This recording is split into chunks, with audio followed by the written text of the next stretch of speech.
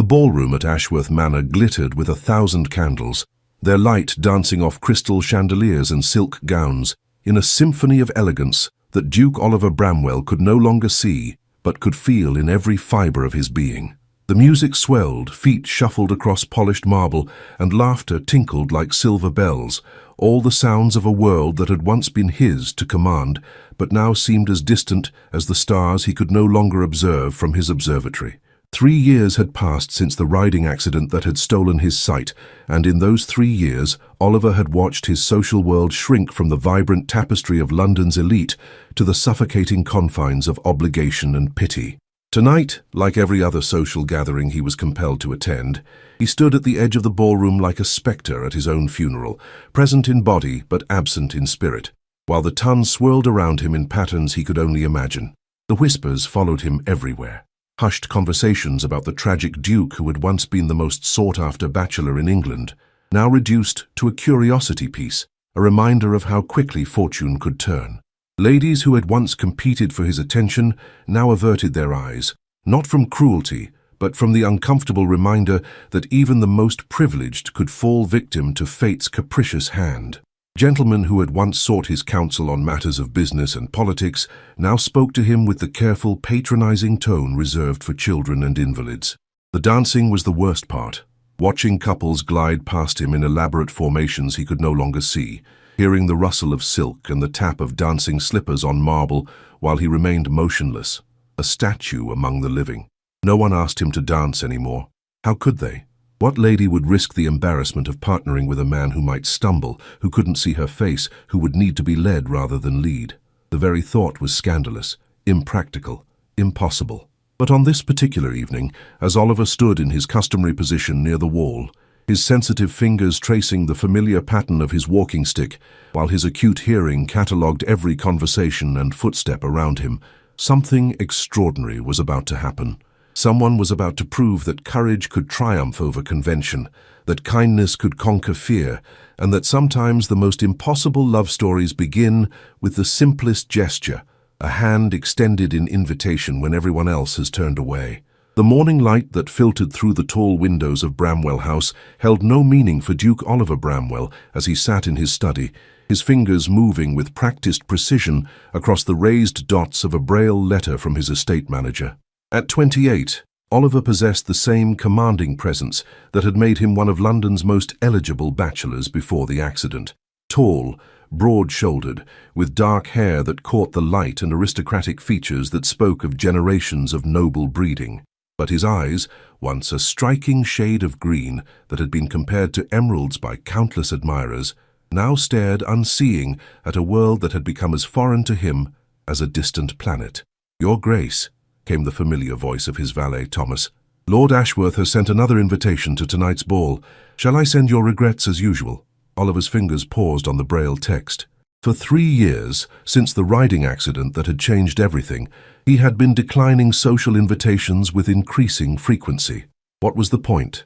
He could no longer see the elaborate decorations, couldn't appreciate the beauty of the ladies' gowns, couldn't navigate the complex social dances that had once been second nature to him. "No," Oliver said suddenly, surprising both himself and Thomas.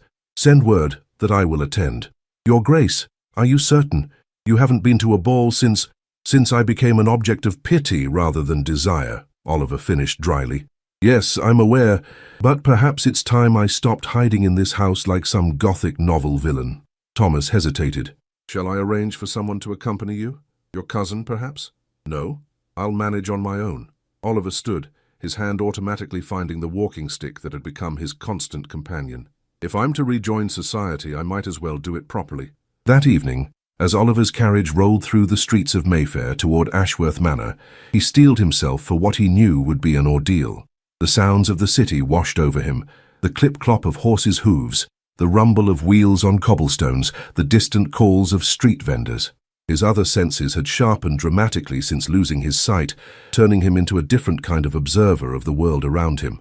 The ballroom at Ashworth Manor was exactly as Oliver remembered it, vast, opulent, filled with the cream of London society. But now he experienced it through sound and scent rather than sight.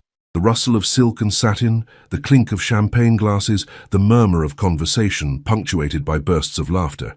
The air was heavy with perfume, pomade, and the faint scent of hothouse flowers. "Oliver!" Lord Ashworth's voice boomed across the room as Oliver was announced. "My dear fellow, what a pleasant surprise. We haven't seen you at one of these gatherings in far too long." Oliver turned toward the sound of his host's voice, offering a practiced smile.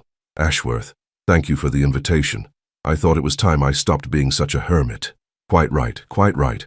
Come, let me introduce you to some people. There are several new faces in town this season." As Ashworth guided him through the crowd, Oliver was acutely aware of the change in atmosphere his presence created. Conversations paused, then resumed in hushed tones.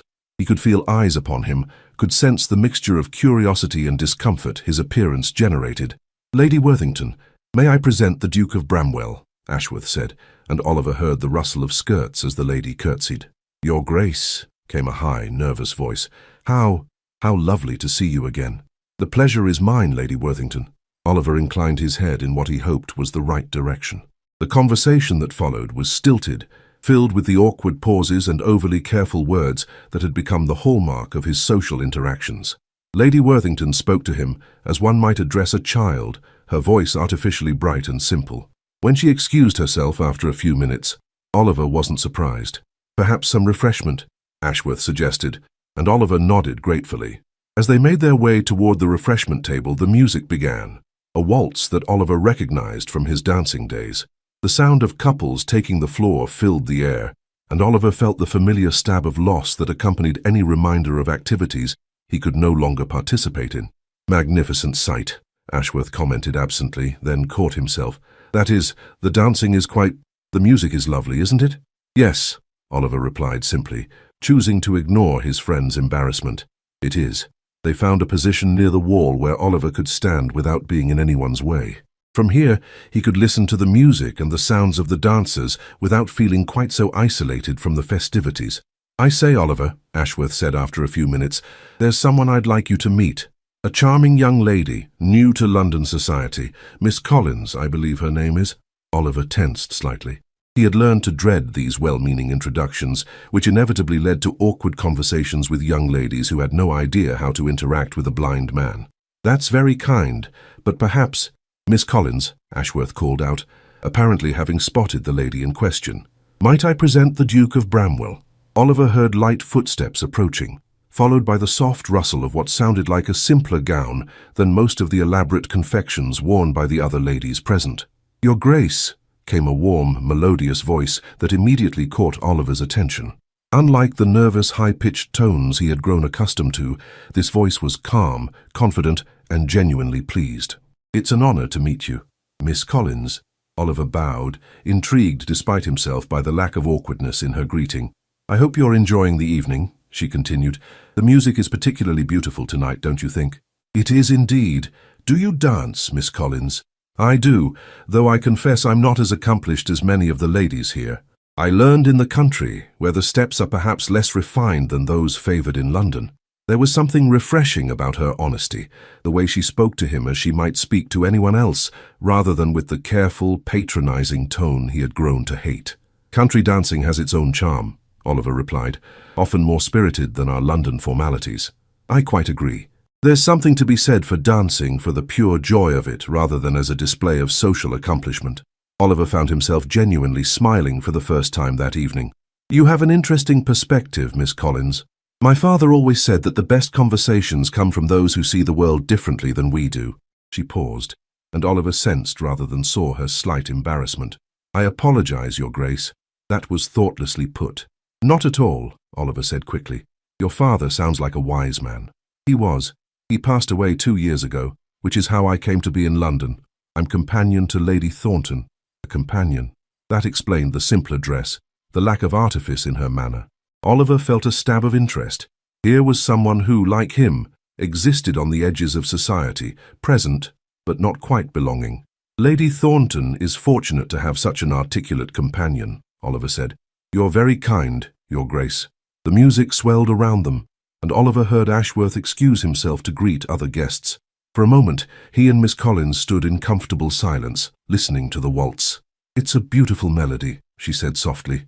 I can almost see the dancers in my mind, moving like flowers in a gentle breeze. Oliver turned toward her voice, struck by the poetic nature of her observation. You have an artist's soul, Miss Collins. Perhaps. I've always found that when you truly listen to music, you can see it in ways that have nothing to do with your eyes. The words hit Oliver like a physical blow, but not an unpleasant one. Here was someone who understood, without even knowing his situation, that there were different ways of experiencing beauty. Miss Collins, he said impulsively, would you care to dance? The question surprised him as much as it apparently surprised her. He heard her sharp intake of breath, felt the sudden stillness that surrounded them as nearby conversations paused. Your Grace, she said carefully, are you certain? I realize it's an unusual request, Oliver said, his heart pounding. If you're uncomfortable, I'm not uncomfortable at all, she interrupted gently. I would be honored to dance with you. Oliver felt a mixture of terror and exhilaration as he offered his arm. He had not danced since the accident, had not even considered the possibility. But something about Miss Collins's calm acceptance, her lack of pity or awkwardness, made him want to try. As they made their way onto the dance floor, Oliver was acutely aware of the attention they were drawing. Conversation stopped, and he could feel the weight of dozens of stares. But Miss Collins seemed oblivious to the scrutiny, or perhaps simply unconcerned by it. I should warn you, Oliver said as they took their position, I may not be the most graceful partner. Grace isn't about perfect steps, she replied, placing her hand in his. It's about moving with the music and trusting your partner. As the waltz began, Oliver felt Miss Collins's gentle guidance through the pressure of her hand, the subtle shift of her weight. She led without leading, guided without controlling, allowing him to maintain his dignity while ensuring he didn't stumble. Her movements were fluid, natural, and Oliver found himself relaxing into the rhythm of the dance. You're an excellent dancer, she murmured as they turned. You're an excellent teacher, he replied, and meant it. For the first time in 3 years, Oliver felt truly alive. The music flowed through him, his body remembered the steps, and the woman in his arms moved with a grace that made him forget everything else. He could smell her perfume, something light and floral, not the heavy, cloying scents favored by most society ladies. Her hand was small but strong in his, and her presence was both calming and energizing. When the music ended, Oliver was almost disappointed. They stood for a moment, still close, and he could hear her slightly quickened breathing. Thank you, he said softly. That was extraordinary. The pleasure was entirely mine, Your Grace. As they left the dance floor, Oliver was aware that the entire ballroom was watching them. But for the first time since his accident, he didn't care. He had danced again, had felt human again, and it was all due to the courage of a woman who had seen past his disability to the man beneath. Miss Collins, he said as they reached the edge of the dance floor, might I call on you tomorrow? I find myself hoping this won't be our last conversation. I would like that very much, Your Grace. Lady Thornton receives visitors on Tuesday afternoons. Then I shall see you Tuesday. As Oliver made his way home that evening, his mind was full of Miss Collins. Her voice, her grace, her complete lack of pity or awkwardness. For the first time in 3 years, he found himself looking forward to tomorrow. He didn't know it yet, but Sarah Collins had just changed his life forever. The courage to see Sarah Collins stood before the mirror in her small room at Lady Thornton's townhouse, her hands trembling slightly as she arranged her hair for the 3rd time. 2 days had passed since the Ashworth ball, and she had been unable to stop thinking about her dance with the Duke of Bramwell. The memory of his hand in hers, the way he had moved with such quiet dignity despite his blindness, the genuine warmth in his voice when he thanked her, it all played through her mind, like a melody she couldn't forget. Sarah, dear, came Lady Thornton's voice from the doorway. You seem quite distracted this morning. Is everything all right? Sarah turned from the mirror, smoothing her simple blue morning dress. Lady Thornton was a kind woman in her 60s who had taken Sarah in after her father's death, offering her a position as companion when Sarah had nowhere else to turn. She was one of the few members of the ton who valued character over social position. I'm quite well, my lady. Perhaps a bit nervous about this afternoon's visitors. Lady Thornton's eyes sparkled with understanding. Ah, yes, the Duke of Bramwell. I heard about your dance at the Ashworth ball. Quite the sensation from what I'm told. Sarah felt her cheeks warm. I hope I didn't cause any embarrassment. I know it was rather unconventional. Unconventional, perhaps, but also courageous and kind. The Duke has been quite isolated since his accident. I think your gesture meant more to him than you realize. He seemed lonely, Sarah said softly. It broke my heart to see him standing there while everyone else danced around him as if he were invisible. Most people don't know how to interact with someone who has a disability, Lady Thornton observed. They mean well, but their discomfort often comes across as rejection. You, however, simply saw a gentleman who wished to dance. That's exactly what I saw. His blindness doesn't change the fact that he's clearly an intelligent, accomplished man. Lady Thornton smiled. I think you may be exactly what the Duke needs, my dear. Someone who sees the man rather than the disability. When the Duke of Bramwell was announced that afternoon, Sarah felt her heart skip a beat. She had wondered if she had imagined the connection she felt during their dance, if perhaps her own loneliness had made her read more into their interaction than was actually there. Oliver entered the drawing room with careful confidence, his walking stick tapping softly against the floor as he navigated the unfamiliar space. He was even more handsome than Sarah remembered, his dark hair perfectly styled, his green eyes clear despite their lack of sight. He wore a deep blue coat that emphasized his broad shoulders and a pristine white cravat that spoke of his valet's careful attention. "Your Grace," Lady Thornton said warmly. "How delightful to see you. Please do sit down. Sarah has been quite looking forward to your visit." "Lady Thornton, Miss Collins." Oliver bowed in their general direction, then moved carefully toward the sound of Lady Thornton's voice. Sarah noticed how he used sound and spatial awareness to navigate, his movements deliberate but not hesitant. "Here, Your Grace," Sarah said gently, rising from her chair. "There's a comfortable armchair just to your left." "Thank you." Oliver's voice carried genuine gratitude as he settled into the chair. "I confess I'm still learning to navigate unfamiliar spaces." "You do remarkably well," Sarah said, resuming her seat. "I imagine it requires a great deal of concentration." "It does, though it's becoming more natural with practice. I've learned to rely on my other senses in ways I never imagined before the accident." Lady Thornton excused herself after a few minutes, claiming she needed to speak with her housekeeper, though Sarah suspected she was simply giving them privacy to talk. "I wanted to thank you again for the dance," Oliver said once they were alone. "It meant more to me than you could possibly know. It was my pleasure, truly. You're an excellent dancer." "I wasn't always blind," Oliver said, his voice taking on a distant quality. 3 years ago I was quite different. I rode, I fenced, I danced at every social gathering. I thought I understood what life was about." Sarah heard the pain in his voice and felt her heart ache for him. "What happened, if you don't mind my asking?" "A riding accident. My horse spooked during a hunt, threw me against a tree.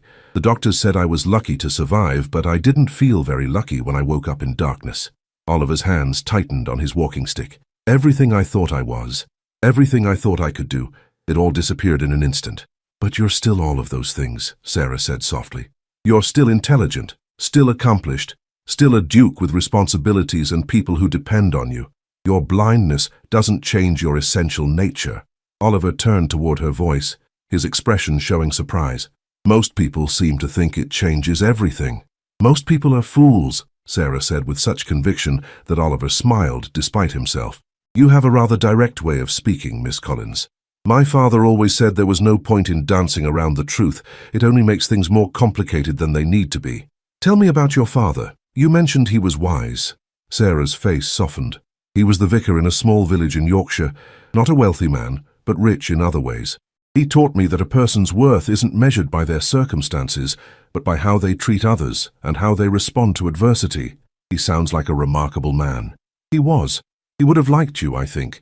He always said that true strength is shown not in avoiding difficulties, but in facing them with dignity and grace." Oliver was quiet for a moment, absorbing her words. "I'm not sure I've shown much grace these past 3 years. I've spent most of my time hiding from the world. But you came to the ball. You asked me to dance. That took tremendous courage, or tremendous foolishness. Sometimes they're the same thing," Sarah said with a smile in her voice. "The best decisions in life often require a bit of both." They talked for over an hour, their conversation flowing as naturally as if they had known each other for years. Oliver found himself telling Sarah things he had never shared with anyone. His fears about his future, his struggle to find purpose in his new reality, his loneliness in a world that seemed to have no place for him. Sarah, in turn, spoke about her own challenges. The loss of her father, the uncertainty of her position as a companion, the way she sometimes felt invisible in the grand houses where she worked. "We're both outsiders, aren't we?" Oliver observed. "You by circumstance, me by condition." "Perhaps that's why we understand each other," Sarah replied. "We both know what it's like to be overlooked, to have people make assumptions about our capabilities based on external circumstances." When it came time for Oliver to leave, he found himself reluctant to end their conversation. "Miss Collins, I wonder, would you consider taking a walk with me in Hyde Park tomorrow? I find I enjoy your company immensely." Sarah's heart leaped, but she hesitated. "Your Grace, I should mention that Lady Thornton has been invited to tea with the Countess of Harrington tomorrow. I would be expected to accompany her. Of course, I wouldn't want to interfere with your duties. However," Sarah continued, "Lady Thornton often takes her afternoon rest after such social calls. Perhaps you might call again tomorrow evening? I would like that very much." As Oliver made his way home, his mind was full of Sarah Collins, her voice, her laugh, her complete lack of pity or awkwardness around his blindness. It all combined to create a feeling he hadn't experienced in years.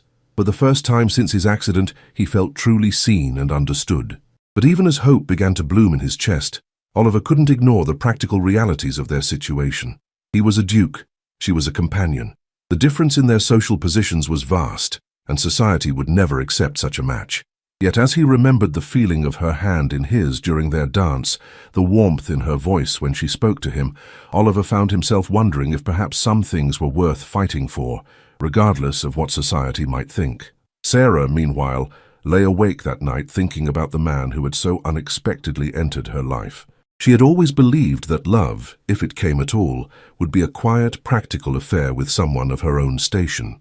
She had never imagined that she might fall for a duke, and a blind duke at that, whose very disability made their situation even more complicated. But as she remembered the way Oliver had smiled when she spoke, the genuine interest he had shown in her thoughts and opinions, Sarah realized that she was already falling. The question was whether she had the courage to let herself fall completely, knowing that heartbreak might be the inevitable result. Neither of them knew that their growing attachment was already being noticed by others, or that forces were gathering that would soon test their newfound connection in ways they could never have imagined. Society's whispers, the drawing room at Lady Harrington's mansion, buzzed with the kind of animated conversation that could only mean one thing: scandal was in the air. Lady Thornton sat stiffly in her chair, her teacup balanced precisely on her knee as she listened to the gossip swirling around her with growing dismay. "I tell you, it's most unseemly," Lady Harrington was saying, her voice carrying the authority of someone who considered herself the arbiter of proper behavior. "A duke dancing with a companion. What will people think?" "But surely there's no harm in a simple dance," ventured Mrs. Whitmore, a younger woman who had recently married into society. The duke seemed to enjoy himself. "Enjoy himself?" Lady Harrington's eyebrows rose dramatically. "My dear Mrs. Whitmore, you clearly don't understand the implications. The Duke of Bramwell is one of the most eligible bachelors in England, despite his condition. For him to show such particular attention to a woman of no fortune or family is to raise expectations that can only end in disappointment." Lady Thornton set down her teacup with a sharp clink. "I beg your pardon, Lady Harrington, but Miss Collins is a young lady of impeccable character and considerable accomplishment. Her father was a respected clergyman, and she herself is well educated and refined." "Oh, I don't question her character," Lady Harrington replied with false sweetness. "I'm sure she's a perfectly adequate companion. But surely you must see that encouraging such a connection is cruel to both parties. What future could there possibly be in it?" "Perhaps," Lady Thornton said coolly, "we should allow the Duke and Miss Collins to determine that for themselves."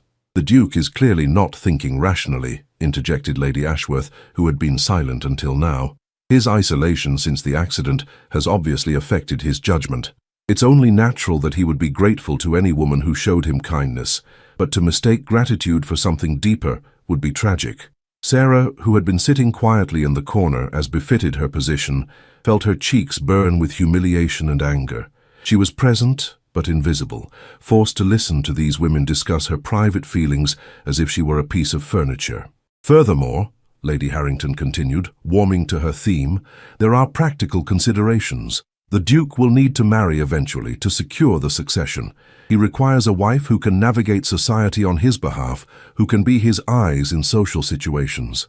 A companion, however well-meaning, simply lacks the training and connections necessary for such a role. I quite agree, said Lady Ashworth. My own niece, Lady Catherine, would be perfect for him.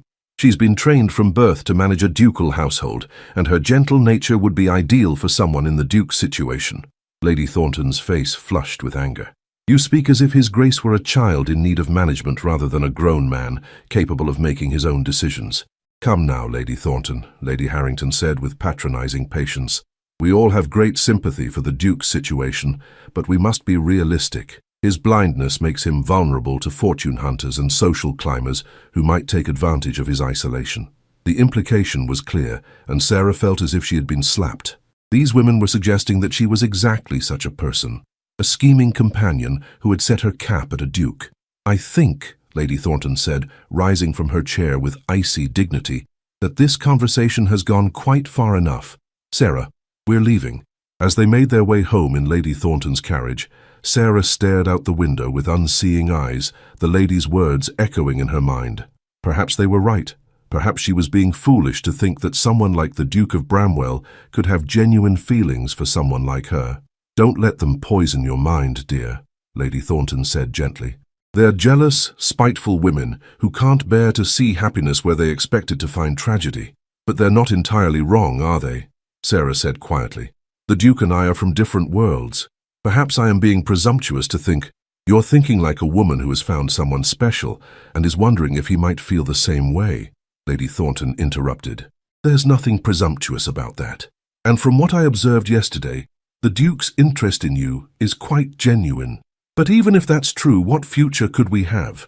I have no dowry, no family connections, nothing to offer a man of his position. You have yourself, my dear. Your intelligence, your kindness, your strength of character. For the right man, that's worth more than all the dowries and connections in the world. That evening, when Oliver called as arranged, Sarah found herself unusually quiet and reserved. The afternoon's conversation had shaken her confidence, made her acutely aware of the vast gulf between their social positions. Oliver noticed the change immediately. You seem troubled tonight, Miss Collins. Have I done something to offend you? Not at all, Your Grace. I'm simply tired, I suppose. But Oliver's heightened senses picked up on more than fatigue. There was a tension in her voice, a careful distance that hadn't been there before. Has someone said something to upset you? He asked gently. Sarah hesitated, then decided that her father's lessons about honesty were more important than social niceties. I accompanied Lady Thornton to tea this afternoon. There was some discussion about us, about the impropriety of our friendship. Oliver's jaw tightened. I see. And what was the consensus of these arbiters of propriety? That you are vulnerable due to your isolation, and that I am taking advantage of your gratitude for my kindness. And do you believe that? Sarah looked at him, really looked at him, taking in his strong profile, the intelligence in his sightless eyes, the dignity with which he carried himself despite his disability. No, she said softly, I don't believe that. But I do believe that they're right about one thing. We are from very different worlds. Oliver was quiet for a long moment. When he spoke, his voice was thoughtful rather than defensive. You're right, of course. I am a duke, and you are a companion. In the eyes of society, that makes any relationship between us impossible. He paused, turning toward her. But I find myself wondering if society's eyes are the ones that matter most. What do you mean? I mean that for 3 years, I've lived according to what others thought was best for me. I withdrew from society because people were uncomfortable with my blindness. I stopped pursuing activities I enjoyed because others assumed I couldn't manage them. I allowed other people's limitations to become my own. Oliver stood and moved toward the window, his hand finding the frame with practiced ease. But you, Miss Collins, you saw something different when you looked at me. You saw a man who could dance, who could think, who could feel. You didn't see my disability, you saw me. Sarah felt tears prick her eyes. That's because that's all I ever saw. Then perhaps, Oliver said, turning back toward her, we should focus on what we see in each other rather than what others see in us. But, Your Grace, the practical considerations are not insurmountable, Oliver interrupted gently. I am not a pauper, Miss Collins. I have wealth, property, influence. What I lack is someone who sees me as a man rather than a title or a tragedy. What I lack is someone who makes me want to engage with the world again, instead of hiding from it, He moved closer to her chair, his voice dropping to an intimate tone. "You've given me something I thought I'd lost forever. Hope. Hope that my life can still have meaning, that I can still contribute something worthwhile to the world. Hope that I might not have to spend the rest of my days in solitude." Sarah's breath caught. "Your Grace, Oliver," he corrected gently. "When we're alone like this, I'd like you to call me Oliver." "Oliver," she whispered, and the sound of his name on her lips sent a thrill through him. "Sarah," he said, taking a step closer, "I know this is complicated. I know there are obstacles we'll have to face, but I also know that what I feel for you is real, and it's growing stronger every day. What you feel for me." Sarah's voice was barely audible. "I'm falling in love with you," Oliver said simply. "I know it's sudden. I know it's impractical, but it's the truth. You've brought light back into my darkness, not by pitying me or trying to fix me, but by simply accepting me as I am." Sarah stood, her heart pounding. "Oliver, I feel the same way, but I'm frightened. Not of you, but of what loving you might mean. The world will never accept us." "Then we'll have to prove the world wrong," Oliver said, reaching out to find her hand. "We'll have to show them that love doesn't recognize social boundaries, that two people who care for each other can build something beautiful together, regardless of what others think." Sarah looked down at their joined hands, his strong and sure despite his blindness, hers trembling with emotion and possibility. "It won't be easy," she said. "The best things in life rarely are," Oliver replied. "But I'd rather face difficulties with you than face an easy life alone."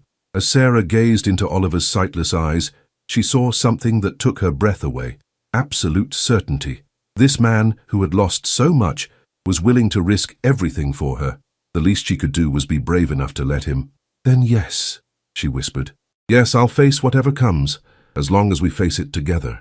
Oliver smiled, the first truly joyful expression Sarah had seen from him, and raised her hand to his lips, pressing a gentle kiss to her knuckles. "Together," he agreed. "Always together." Outside the drawing-room window, the gas lamps of London flickered like stars, illuminating a world that was about to discover just how powerful love could be when it refused to be bound by convention. The challenge. The morning brought an unexpected visitor to Bramwell House. Oliver was in his study, dictating correspondence to his secretary, when Thomas announced the arrival of Lord Ashworth, but not alone. "Your Grace," Thomas said carefully, "Lord Ashworth is here, accompanied by Lady Catherine Ashworth and her mother, Lady Margaret." Oliver set down the papers he had been reviewing in Braille, his expression growing wary. Lady Catherine was Ashworth's niece, the young woman who had been mentioned at Lady Harrington's tea as a suitable match for him. Her unexpected visit, accompanied by her mother, suggested a purpose that Oliver suspected he would not appreciate. "Show them to the drawing-room, Thomas. I'll be there presently." When Oliver entered the drawing-room a few minutes later, he was greeted by the rustle of silk and the scent of expensive perfume. Lady Catherine, he recalled, was considered one of the season's beauties, blonde, accomplished, and possessed of all the social graces expected of a future duchess. "Oliver, my dear fellow," Lord Ashworth boomed, "I hope you don't mind the impromptu visit. Lady Margaret was eager to renew her acquaintance with you, and Catherine has been looking forward to meeting you properly." "Lady Margaret, Lady Catherine," Oliver said, bowing in their general direction. "You're most welcome." "Your Grace," Lady Margaret's voice was warm but calculating. "How wonderful to see you looking so well. We've been hearing such interesting things about your recent return to society." Oliver's jaw tightened slightly. "Indeed?" "Oh, yes," Lady Catherine chimed in, her voice high and sweet. "Everyone's talking about your dance at Uncle's ball. How brave of you to attempt it, and how kind of that companion to assist you." The condescension in her tone was barely concealed, and Oliver felt his temper begin to rise. "Miss Collins didn't assist me, Lady Catherine. We danced together, as equals." "Of course," Lady Margaret said smoothly, "though one does wonder if it was entirely wise to raise the poor girl's expectations in such a manner." "I beg your pardon." "Well, naturally she would be flattered by your attention," Lady Margaret continued. "A woman in her position would hardly be accustomed to such notice from a gentleman of your rank. One hopes she hasn't misunderstood your kindness." Oliver's hands clenched at his sides. "I think you may be misunderstanding the nature of my relationship with Miss Collins." "Oh, but surely there can be no real relationship," Lady Catherine said with a tinkling laugh. "I mean, what could you possibly have in common with a companion? She's hardly equipped to understand the complexities of your position." "On the contrary," Oliver said coldly, Miss Collins understands me better than anyone has in years. Lord Ashworth cleared his throat uncomfortably. Oliver, perhaps we should discuss more pleasant topics. Catherine has been studying music with the finest masters in Vienna. Perhaps she might play for you. That's very kind, but I'm afraid I have other commitments this afternoon. Surely you can spare a few minutes, Lady Margaret pressed. Catherine has such a gift, and music is one pleasure that your condition doesn't affect. Oliver bristled at the casual reference to his blindness as a condition, but before he could respond, Lady Catherine had moved to the pianoforte. I'll play something soothing, she announced. I'm told that those who cannot see often find great comfort in music. As Lady Catherine began to play, a technically perfect but emotionally sterile piece, Oliver found himself comparing her performance to the way Sarah had described music at the ball. Sarah had spoken of seeing music, of dancers moving like flowers in a breeze. Lady Catherine played as if she were demonstrating her accomplishment rather than sharing something beautiful. Lovely, isn't it? Lady Margaret murmured. Catherine has such a refined touch. She would be perfect for entertaining your guests when you resume your proper place in society. The implication was clear, and Oliver had had enough. I'm afraid I must cut this visit short, he said, standing abruptly. I have an engagement this afternoon that I cannot postpone. An engagement? Lord Ashworth looked surprised. I thought you rarely went out during the day. I'm taking a walk in Hyde Park with Miss Collins, Oliver said deliberately, knowing the effect his words would have. The silence that followed was deafening. Lady Catherine's playing stopped mid-phrase, and Oliver could practically feel the shock radiating from his visitors. Oliver, Lord Ashworth said carefully, surely you're not serious about this friendship with the companion. I'm quite serious about Miss Collins, Oliver replied. More serious than I've been about anything in years. But, Your Grace, Lady Margaret sputtered, surely you must see how impossible such a connection would be. The difference in your stations is irrelevant to me, Oliver interrupted. Miss Collins is a lady of intelligence, character, and genuine warmth. Those qualities matter far more to me than her lack of a dowry or title. You're not thinking clearly, Lady Catherine said, her sweet tone becoming sharp. Your isolation has obviously affected your judgment. You're mistaking gratitude for something deeper. Oliver turned toward her voice, his expression dangerous. Lady Catherine, I may be blind, but I am not stupid. I know the difference between gratitude and love, and I know what I feel for Miss Collins. Love? Lady Margaret's voice rose to a near shriek. Your Grace, you cannot possibly be considering— I am considering many things, Oliver said firmly, and I would advise you all to remember that my personal affairs are exactly that, personal. After his visitors left in a flurry of shocked whispers and rustling silk, Oliver sat alone in his drawing room, his mind racing. He had essentially declared his intentions toward Sarah in front of 3 of London's most notorious gossips. By evening, the entire ton would know that the Duke of Bramwell was seriously courting a companion. The thought should have terrified him, but instead, Oliver felt a strange sense of liberation. For 3 years, he had allowed others to dictate his choices, to limit his possibilities based on their assumptions about his capabilities. But Sarah had shown him that he was still a man capable of making his own decisions, of choosing his own path. When he arrived at Lady Thornton's house that afternoon to collect Sarah for their walk, he found her waiting in the drawing room, dressed in a simple but elegant walking dress of deep green that complemented her eyes. You look beautiful, he said as she took his arm, and was rewarded by her soft intake of breath. Thank you. You seem different today, more confident somehow. As they walked through Hyde Park, Oliver told Sarah about his morning visitors and the conversation that had ensued. He watched her face carefully as he spoke, noting the way her expression shifted from surprise to concern to something that looked like fear. Oliver, she said when he finished, you've essentially announced your intentions to the entire ton. They'll never let this pass without a fight. Let them fight, Oliver said calmly. I'm tired of living my life according to other people's expectations. But the consequences will be whatever they are. Sarah, I've spent 3 years in darkness, both literal and metaphorical. You've brought light back into my life, and I'm not willing to give that up for the sake of social convention. Sarah stopped walking, turning to face him fully. What are you saying? Oliver reached for her hands, holding them gently in his. I'm saying that I love you, Sarah Collins. I'm saying that I want to spend the rest of my life with you, if you'll have me. I'm saying that I don't care what society thinks, because what we have is worth fighting for. Sarah's eyes filled with tears. "Oliver, I love you too, but—" "No buts," Oliver said softly. "Just yes or no. Will you marry me, Sarah?" For a moment Sarah was silent, her mind racing through all the obstacles they would face, all the battles they would have to fight. But then she looked into Oliver's face, saw the hope and love shining there, and knew that her answer had been written in her heart from the moment they first danced. "Yes," she whispered. "Yes, I'll marry you." Oliver's smile was radiant as he pulled her into his arms, not caring who might see them in the public park. As he held her close, feeling her heart beat against his chest, he knew that whatever challenges lay ahead, they would face them together. The blind duke and the humble companion had chosen love over convention, and now they would have to prove to the world that some things were worth more than social approval. Their real battle was just beginning. The storm breaks. The scandal broke like a summer thunderstorm, sudden, violent, and impossible to ignore. Within 24 hours of Oliver's proposal in Hyde Park, every drawing room in Mayfair was buzzing with the shocking news that the Duke of Bramwell intended to marry his companion. The morning papers, always eager for sensational stories, ran thinly veiled articles about certain members of the nobility making questionable romantic choices.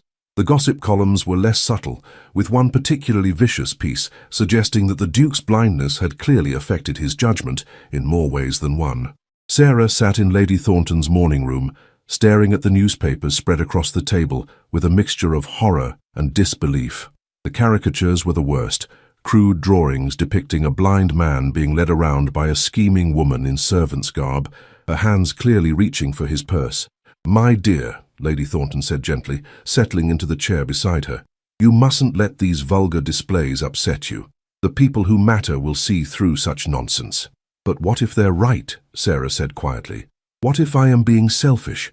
Oliver has so much to lose, and I have so little to offer in return. You offer him love, companionship, and understanding. For a man who has been isolated and lonely, those are priceless gifts." Before Sarah could respond, the butler appeared in the doorway. "Miss Collins, there are several ladies here to see you. They say it's a matter of some urgency." Sarah's heart sank. She had a feeling she knew exactly what kind of urgency had brought visitors to her door. Lady Harrington swept into the room like an avenging angel, followed by Lady Margaret and two other society matrons whose expressions ranged from disapproving to openly hostile. "Miss Collins," Lady Harrington began without preamble, "we need to talk." Lady Thornton rose from her chair, her posture rigid with indignation. "Lady Harrington, if you've come here to harass my companion, we've come here to prevent a disaster," Lady Margaret interrupted.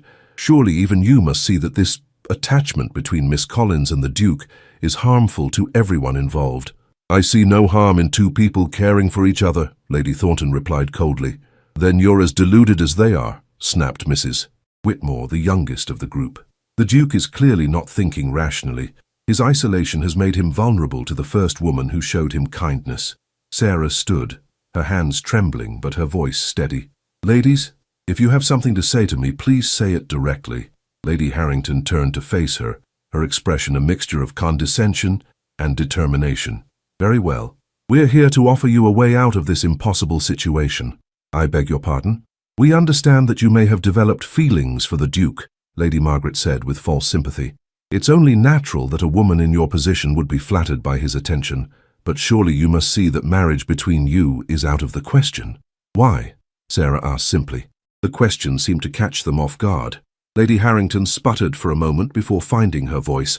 "Because you're completely unsuited for the role of Duchess. You have no training in managing a great household, no understanding of the social obligations involved, no connections that could benefit the Duke's position." "I have love," Sarah said quietly.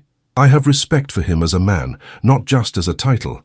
I have the desire to support him and help him find happiness. Aren't those qualifications worth something?" "Love doesn't pay the bills or manage an estate," Mrs. Whitmore said sharply. "The Duke needs a practical wife, not a romantic fantasy." "Furthermore," Lady Margaret added, "consider what this marriage would do to the Duke's reputation. He would become a laughingstock, the blind Duke who was taken in by a fortune hunter." Sarah flinched as if she'd been slapped. "I am not a fortune hunter. Perhaps not intentionally," Lady Harrington said with false kindness, "but the result would be the same.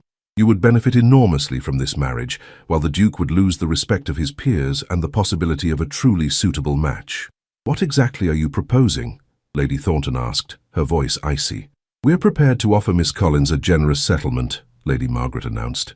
"Enough to ensure her comfort for life in exchange for her agreement to end this relationship and leave London." The room fell silent. Sarah stared at the women in disbelief, hardly able to process what she was hearing. "You're offering to pay me to abandon the man I love." "We're offering you a chance to do the right thing," Lady Harrington said firmly. "We're offering you a chance to do the right thing," Lady Harrington said firmly. "To save the Duke from making a terrible mistake that would ruin his life and yours." Sarah felt a surge of anger, unlike anything she had ever experienced. These women, with their fine gowns and superior attitudes, thought they could simply buy her off like a common servant who had overstepped her bounds. "The right thing," Sarah repeated, her voice growing stronger with each word, "would be for you to mind your own affairs and allow the Duke to make his own decisions. He is not a child, despite what you seem to think." "Miss Collins," Lady Margaret said with patronizing patience, "you're being emotional.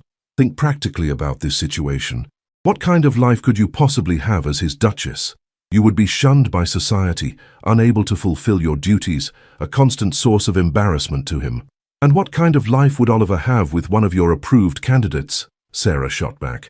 "A marriage of convenience to someone who sees him as a title rather than a man. Someone who would manage him like a household expense rather than love him for who he is." "At least such a marriage would be appropriate," Mrs. Whitmore interjected. "The Duke needs a wife who understands her position, not someone who thinks love conquers all." "Love may not conquer all," Sarah said, her eyes blazing, "but it's certainly more valuable than your cold calculations and social climbing." Lady Harrington's face flushed with anger. "How dare you speak to us in such a manner? We are your betters, and you would do well to remember it." "You may have titles and wealth," Sarah replied, "but that doesn't make you my betters in any way that matters. You've shown yourselves to be small-minded, cruel, and utterly lacking in compassion. I wouldn't trade places with any of you for all the money in England." "This is intolerable," Lady Margaret exclaimed. "We came here in good faith to help you avoid disaster, and you respond with insults and ingratitude." "You came here to bully me into submission," Sarah corrected. "Well, I'm afraid you've wasted your time. I love Oliver Bramwell, and he loves me. We're going to be married, and there's nothing you can do to stop us." Lady Harrington stood, her face rigid with fury. "You're making a terrible mistake, Miss Collins. When this marriage fails, and it will fail, don't expect any sympathy from society. You'll have made your bed, and you'll have to lie in it." "I'll be lying in it next to the man I love," Sarah said with quiet dignity. "I can't imagine anything better than that." After the ladies left in a storm of indignation and rustling silk, Sarah sank into her chair, her hands shaking with the aftermath of adrenaline. Lady Thornton moved to her side, placing a comforting hand on her shoulder. "Well done, my dear," she said softly. "I've never been prouder of anyone in my life." "Did I do the right thing?" Sarah asked, doubt creeping into her voice now that the confrontation was over. "Perhaps they were right. Perhaps I am being selfish." "You were magnificent," Lady Thornton assured her. "Those women came here expecting to intimidate a poor companion into submission. Instead, they met a woman of strength and principle who refused to be bought or bullied. The Duke is fortunate indeed to have won your heart." Meanwhile, at Bramwell House, Oliver was facing his own delegation of concerned society members. Lord Ashworth had returned with reinforcements. Several of Oliver's oldest friends, and a few influential members of the ton who felt it was their duty to save him from his supposed folly. "Oliver, my dear fellow," said Lord Pemberton, a man Oliver had known since their school days, "we're here because we care about you. This infatuation with the companion has gone too far." Oliver sat behind his desk, his fingers steepled as he listened to the familiar arguments about duty, propriety, and social expectations. But where once these words might have carried weight with him, now they seemed hollow and meaningless. "Gentlemen," he said when they had finished their prepared speeches, "I appreciate your concern, but I'm afraid you're wasting your time. My decision is made." "But surely you can see how impossible this marriage would be," protested Sir William Hartwell, another old friend. "The difference in your stations alone is irrelevant," Oliver interrupted. "I'm not marrying a station, I'm marrying a woman. A remarkable woman who sees past my disability to the man beneath." "That's exactly the problem," Lord Ashworth said earnestly. "Your gratitude to her is clouding your judgment. You think you love her, but what you really feel is appreciation for her kindness." Oliver's jaw tightened. I'm getting rather tired of people telling me what I feel. I may be blind, gentlemen, but I'm not stupid. I know the difference between gratitude and love. Do you? Challenged Lord Pemberton. When was the last time you spent significant time with any other woman? How can you be sure of your feelings when you have nothing to compare them to? Because, Oliver said, rising from his chair with quiet authority, Sarah Collins makes me want to be a better man. She challenges me, supports me, and loves me not despite my blindness, but including it as part of who I am. She doesn't try to manage me, or fix me, or treat me like an invalid. She simply accepts me as I am while encouraging me to be everything I can be. That's all very romantic, Sir William said dismissively, but marriage is about more than feelings. It's about duty, responsibility, the continuation of your line. Miss Collins cannot provide you with the support you need as a duke. Can't she? Oliver asked. In the few weeks I've known her, she's helped me engage with the world again in ways I hadn't thought possible. She's shown me that my blindness doesn't have to limit my ability to contribute to society. She's made me realize that I can still be useful, still make a difference. But what about children? Lord Ashworth pressed. What about the succession? You need an heir, Oliver, and you need a wife who can properly raise that heir to understand his responsibilities. I need a wife who will love our children and teach them to be good people, Oliver replied. Sarah Collins will do that better than any society belle who sees motherhood as just another social obligation. The men exchanged glances, clearly frustrated by Oliver's refusal to see reason as they defined it. Oliver, Lord Pemberton said, trying a different approach, think about what this marriage will do to your reputation. You'll be seen as weak, as someone who was taken advantage of in a moment of vulnerability. Is that really how you want to be remembered? I'd rather be remembered as a man who had the courage to choose love over convention than as someone who lived his entire life according to other people's expectations, Oliver said firmly. And what about Miss Collins? Sir William asked. Have you considered what this marriage will do to her? She'll be thrust into a world she doesn't understand, surrounded by people who will never accept her. You may think you're rescuing her, but you might actually be condemning her to a life of misery. For the first time, Oliver hesitated.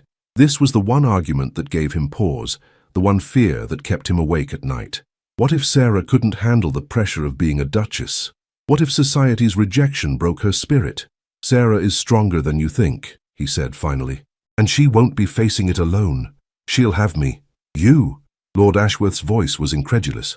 Oliver, you can barely navigate society yourself anymore. How can you protect her from its cruelties? The same way she's protected me, Oliver replied, with love, patience, and the refusal to let other people define our worth. After his visitors left, Oliver sat alone in his study, their words echoing in his mind. Despite his confident responses, he couldn't shake the fear that they might be right about one thing, that his love for Sarah might inadvertently cause her pain. That evening, when Sarah arrived for dinner as they had planned, Oliver could see immediately that she too had endured a difficult day. Her usual bright demeanor was subdued, and there was a tension in her posture that spoke of recent stress. What happened? He asked as soon as they were alone.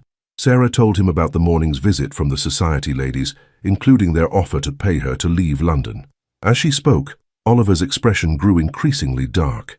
They offered you money to abandon me, he said, his voice dangerously quiet. They seemed to think it was a generous gesture, Sarah said with bitter humor. A chance for me to do the right thing and save you from your own poor judgment. And what did you tell them? I told them exactly what I thought of their offer and their interference. Sarah's eyes flashed with remembered anger. I may not have their titles or wealth, but I have my pride and my principles.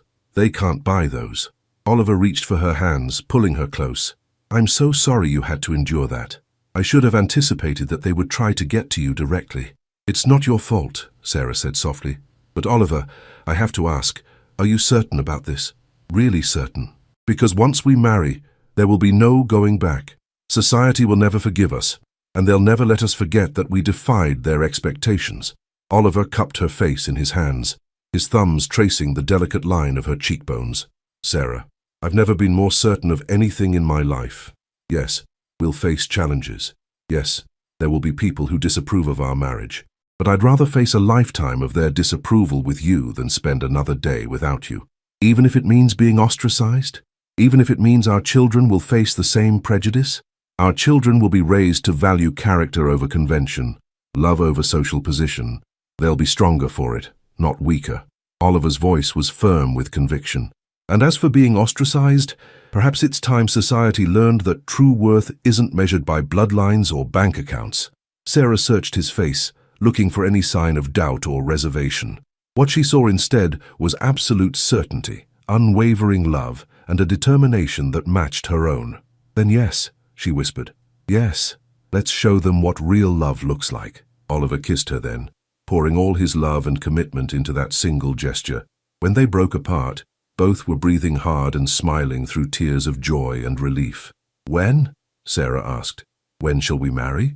"As soon as possible," Oliver replied. "I see no point in a long engagement when we're both certain of our feelings. Besides, the sooner we're married, the sooner we can begin building our life together. What about the arrangements? The ceremony? We'll have a simple ceremony here at Bramwell House. Just us, Lady Thornton, a few genuine friends, and the vicar. I have no desire for a grand society wedding that would only provide more opportunities for gossip and criticism." Sarah nodded, relief evident on her face. "I would prefer something intimate anyway. This is about us, not about putting on a show for people who disapprove of our choice." "Exactly," Oliver smiled, feeling lighter than he had in days. "Let them whisper and gossip all they like. We'll be too busy being happy to care." As they made their plans for their wedding and their future together, both Oliver and Sarah felt a sense of peace settling over them. They had faced the storm of society's disapproval and emerged stronger for it. Their love had been tested by pressure, criticism, and doubt, and it had proven unbreakable. The blind Duke and his humble companion had chosen each other over the expectations of their world, and in doing so, they had discovered that sometimes the most beautiful love stories are the ones that refuse to follow the rules. The Wedding of Hearts. 3 weeks later, on a crisp autumn morning, Bramwell House was transformed for a wedding unlike any London society had ever seen. There were no elaborate decorations, no hundreds of guests, no ostentatious displays of wealth. Instead, the drawing room was filled with simple white roses and the warm glow of candlelight, creating an atmosphere of intimate elegance that perfectly reflected the couple's values. Sarah stood before the mirror in the guest room that Lady Thornton had helped her prepare, wearing a gown of ivory silk that had been her mother's wedding dress, carefully altered to fit her smaller frame. It was simple but beautiful, with delicate lace at the sleeves and neckline that spoke of love and family history rather than fashionable expense. "You look radiant, my dear," Lady Thornton said, adjusting the simple pearl necklace that was her wedding gift to Sarah. "Your parents would be so proud." Sarah touched the necklace gently, feeling the weight of the moment. "I wish they could be here to see this." "They are here," Lady Thornton said softly. "In your strength, your kindness, your courage to follow your heart despite what others think. They raised you to be exactly the woman you are today." A soft knock at the door announced the arrival of Oliver's cousin, James, who had agreed to escort Sarah down the aisle in the absence of her father. "Miss Collins," he said with a warm smile, "you look beautiful. Oliver is the luckiest man in England." "Thank you, Mr. Bramwell. I hope you know how much it means to me that you're here, despite everything." James had been one of the few family members to support Oliver's choice, understanding that his cousin's happiness mattered more than social convention. "Oliver is family," James said simply, "and after today, so are you. That's all that matters to me." In the drawing room below, Oliver stood before the makeshift altar, his hands steady despite the magnitude of the moment. He wore his finest morning coat of deep blue that brought out his eyes, and his dark hair was perfectly styled. Though he couldn't see the assembled guests, he could hear the soft murmur of conversation and feel the warmth of support from those who had chosen to attend. The guest list was small but meaningful. Lady Thornton sat in the front row, beaming with pride. Dr. Harrison, the family physician who had treated Oliver after his accident and had become a close friend, was there with his wife. A few of Oliver's estate managers and their families had been invited, people who had remained loyal and supportive throughout his difficult years. Most notably absent were the members of high society who had once filled Oliver's social calendar. Their disapproval had been made clear, and Oliver found he didn't miss them at all. "Nervous?" asked Dr. Harrison, who was serving as Oliver's best man. "Not nervous," Oliver replied, his voice steady. "Eager. I've been waiting my whole life for this day. I just didn't know it until I met Sarah." The soft sound of music began, not a grand organ, but Lady Thornton's niece playing a simple melody on the pianoforte. Oliver turned toward the sound of approaching footsteps, his heart racing as he sensed Sarah's presence. Sarah appeared in the doorway, her hand resting lightly on James's arm, and the small gathering rose to their feet. Though Oliver couldn't see her, he could feel her presence like sunshine breaking through clouds. Her footsteps were steady and sure as she walked toward him, and he could hear the soft rustle of her silk gown. "She's beautiful," Dr. Harrison whispered, and Oliver smiled. "I know," he replied softly. When Sarah reached his side, Oliver turned toward her, extending his hand. She placed her smaller hand in his, and the simple contact sent a thrill through both of them. "Hello," she whispered, just for him. "Hello," he replied, his smile radiant. The vicar, a kind man who had known Oliver since childhood, began the ceremony with words that spoke of love, commitment, and the courage to build a life together, despite the challenges the world might present. "Dearly beloved," he said, "we are gathered here today to witness the union of Oliver and Sarah in the bonds of holy matrimony. This is not just a joining of two lives, but a celebration of love that has triumphed over adversity, understanding that has conquered prejudice, and hope that has overcome despair." As the familiar words of the marriage ceremony filled the room, Oliver reflected on the journey that had brought them to this moment. A year ago, he had been a broken man, isolated by his disability, and convinced that his life held no more joy or purpose. Now, standing beside the woman who had seen past his blindness to the man beneath, he felt more whole and hopeful than he ever had when he possessed his sight. "Oliver," the vicar said, "do you take Sarah to be your lawfully wedded wife, to have and to hold in sickness and in health, for richer or poorer, for better or worse, as long as you both shall live?" "I do," Oliver said, his voice strong and clear. "With all my heart and soul, I do." "Sarah, do you take Oliver to be your lawfully wedded husband, to have and to hold in sickness and in health, for richer or poorer, for better or worse, as long as you both shall live?" Sarah looked into Oliver's sightless eyes and saw everything she needed for a lifetime of happiness: love, respect, partnership, and the promise of adventures yet to come. "I do," she said, her voice trembling with emotion. "I do, completely and forever." As they exchanged rings, simple gold bands that symbolized their commitment to a life built on love rather than social display, Oliver felt a profound sense of rightness. This was what marriage should be: two people choosing to face the world together, supporting each other's dreams and sharing each other's burdens. "By the power vested in me," the vicar said with a smile, "I now pronounce you husband and wife. You may kiss your bride." Oliver cupped Sarah's face in his hands, marveling at the softness of her skin and the way she leaned into his touch. Their kiss was tender and full of promise, sealing not just their marriage but their partnership in all things. The small gathering erupted in cheers and applause, but Oliver and Sarah were lost in each other, overwhelmed by the magnitude of the commitment they had just made and the joy of finally being able to call each other husband and wife. The wedding breakfast was held in the smaller dining room, where the conversation was warm and genuine, filled with stories about the couple's courtship and hopes for their future together. Dr. Harrison stood to offer a toast that brought tears to many eyes. "To Oliver and Sarah," he said, raising his glass, "who have shown us that love is not about finding someone perfect, but about finding someone perfect for you. They have proven that the heart sees what the eyes cannot, and that true partnership is built on understanding, respect, and the courage to be vulnerable with another person. May your marriage be blessed with all the happiness you have brought to each other." As the afternoon wore on and the guests began to depart, Oliver and Sarah found themselves alone in the garden behind Bramwell House. The autumn air was crisp, and the last of the season's roses bloomed around them, creating a perfect backdrop for their first moments as husband and wife. "So, Your Grace," Oliver said, taking Sarah's hand and spinning her around playfully, "how does it feel to be a duchess?" Sarah laughed, her face radiant with happiness. "It feels wonderful, but not because of the title. It feels wonderful because I'm your wife, because we're partners in everything that matters, because we have a lifetime ahead of us to love each other and build something beautiful together." "I love you, Sarah Bramwell," Oliver said, pulling her close. "I love your courage, your kindness, your refusal to let anyone else define your worth. I love the way you've transformed my life from something empty and meaningless into something full of purpose and joy. I love you too, Oliver. You've given me everything I never dared to dream of. Not just security and position, but genuine love and the chance to be truly myself with someone who accepts me completely. As they stood together in the garden where their love had bloomed, Oliver marveled at the unexpected turns life could take. He had begun the year as a man isolated by his disability, convinced that his best days were behind him. But Sarah's courage in asking him to dance had set in motion a series of events that had transformed them both. "What shall we do first, as husband and wife?" Sarah asked, her eyes sparkling with mischief and love. "First," Oliver said, kissing her forehead, "we're going to have a proper honeymoon, just the two of us, somewhere peaceful where we can simply enjoy being married.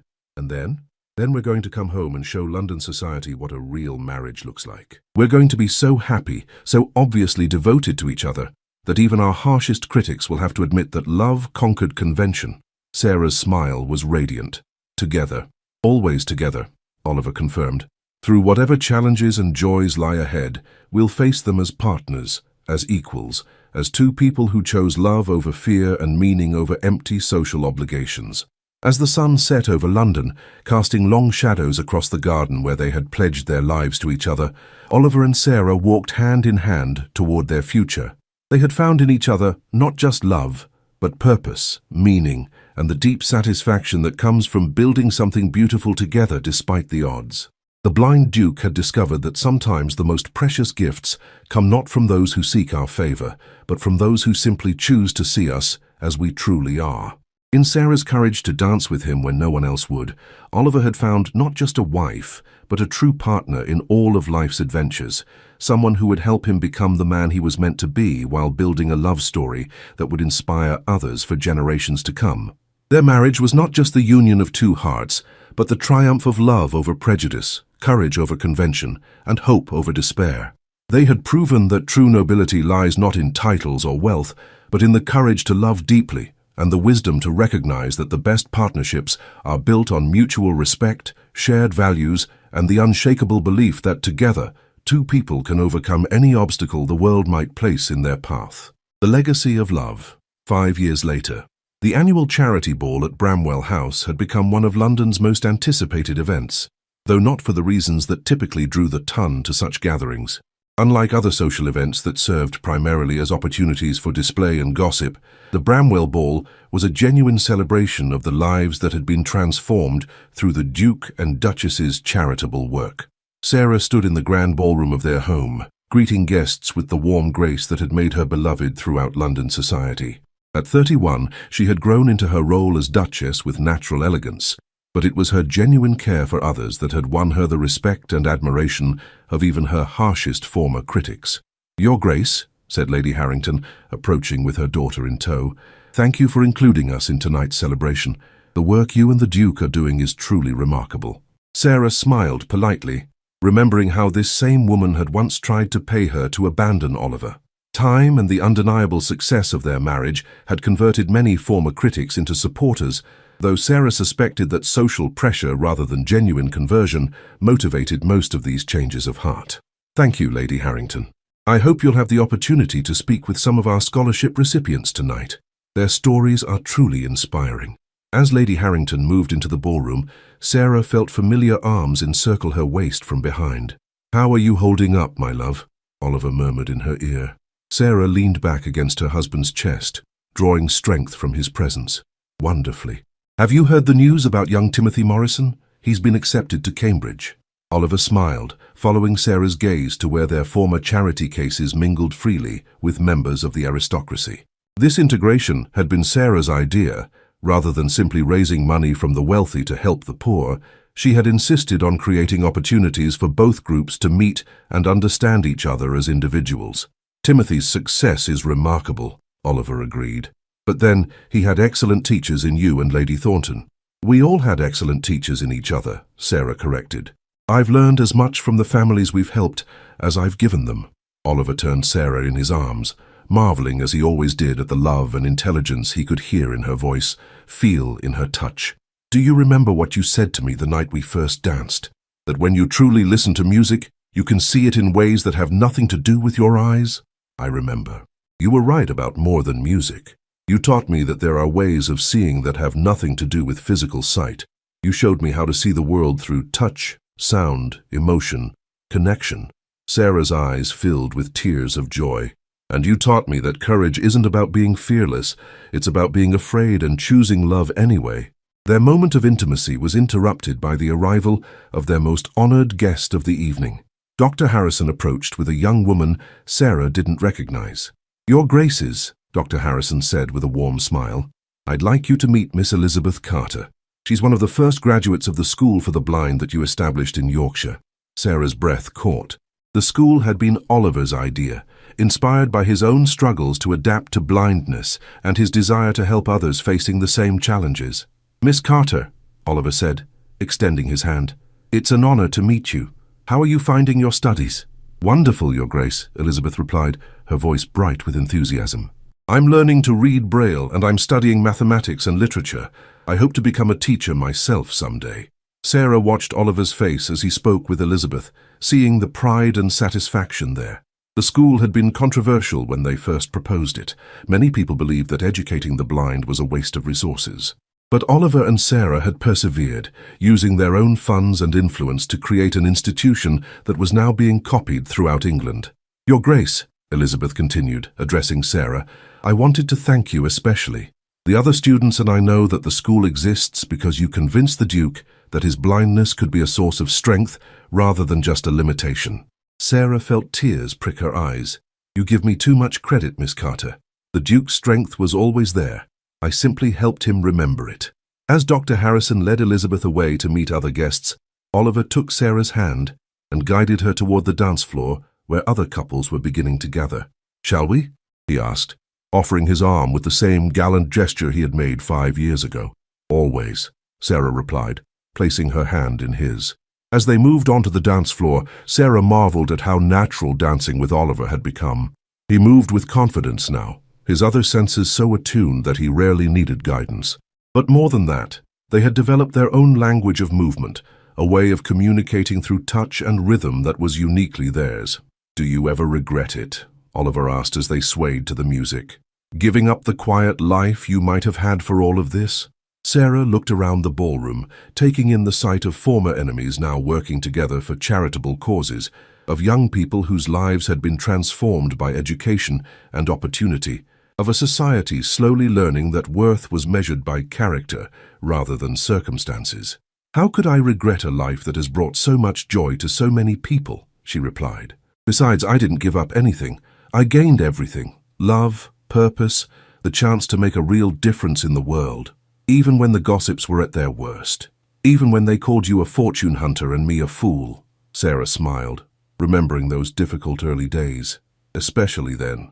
Those challenges proved that what we have is real, that it can survive anything the world throws at us. As the music swelled around them, Oliver reflected on the journey that had brought them to this moment. 5 years ago, he had been a man defined by his limitations, isolated by his disability, and convinced that his life held no more purpose. Now he was not just a husband and duke, but an advocate for the disabled, a philanthropist, and a living example that blindness need not mean the end of a meaningful life. "What shall we do next?" Sarah asked, echoing the question she had posed on their wedding day. "Next," Oliver said, spinning her gently, "we continue building our legacy. We expand the school, create more opportunities for people society overlooks, prove that love and determination can overcome any obstacle. Together," Sarah said softly. "Always together," Oliver confirmed, "through whatever adventures await us." As they danced, surrounded by friends and former enemies who had learned to see past their prejudices, Oliver and Sarah embodied the truth they had discovered together. That the most beautiful love stories often begin not with perfect circumstances, but with the courage to see beyond surface appearances to the heart beneath. The blind Duke and his humble companion had not only found love, they had created a legacy of hope that would inspire others for generations to come. They had proven that true nobility lies not in titles or wealth, but in the courage to love deeply, the wisdom to see beyond conventional limitations, and the determination to build something beautiful together despite the odds.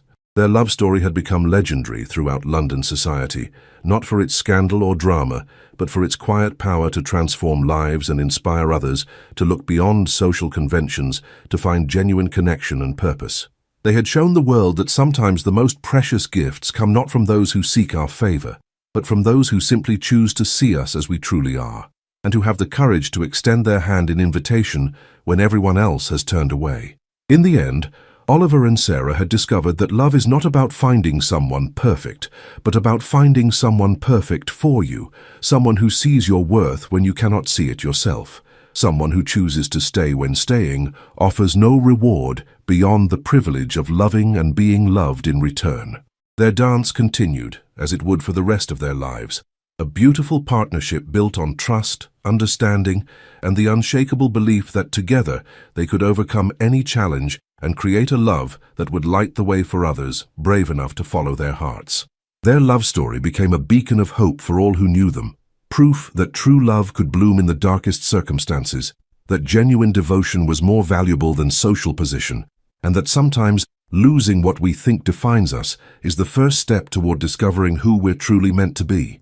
The Duke and Duchess of Bramwell proved that the most beautiful love stories often begin with the simplest gesture, a hand extended in invitation when everyone else has turned away, and the courage to accept that invitation despite the risks.